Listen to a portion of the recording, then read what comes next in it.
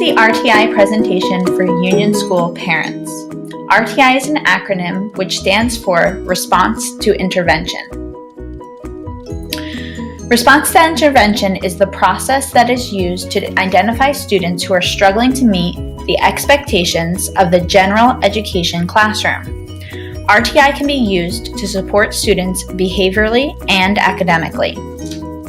While the RTI process is usually used as a precursor to referral to the child study team, the RTI process can also be used with all children, including those who already have IEPs and 504s. The goal of RTI is to catch struggling students early in order to provide appropriate instruction based on grade level standards.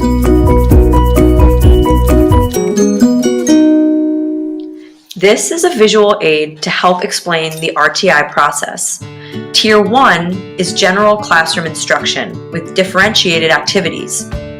80% of students fall into Tier 1 classification. The teacher and co-teacher, if applicable, work with students in Tier 1 towards classroom success. Tier 2 is targeted small group instruction that occurs in addition to classroom instruction. 15% of students typically need Tier 2 interventions.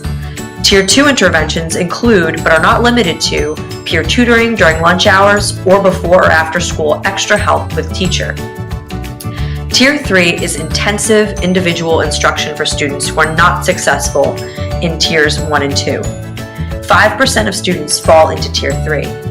At this time, the classroom teacher will refer the students to the RTI committee. The assessment in the RTI process occurs in all three tiers. All students undergo a universal benchmark screening in Tier 1. Teachers and other school personnel use various forms of assessment, such as classroom tests, quizzes, projects, homework, participation, class attendance, and final quarter grades. Multiple measures, in addition to the teacher observation, informs the decision to move the student into Tier 2 of the RTI process.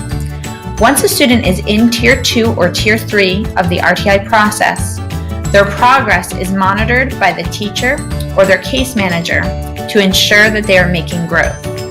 The assessments used to monitor progress are specific to the student's RTI goal.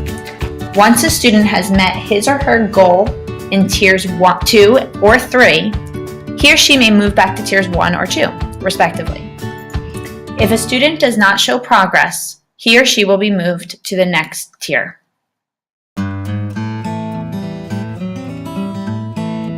If Tier 1 and 2 interventions are not successful and the student falls into Tier 3, the following protocol is followed. The student is referred by the classroom teacher to the RTI committee. The classroom teacher must provide documented Tier 1 and 2 interventions that were unsuccessful in helping the student achieve grade level goals. Mrs. Collins or Ms. DiMatteo, the RTI coordinators, notify parents of RTI referral and assign a case manager from the RTI committee.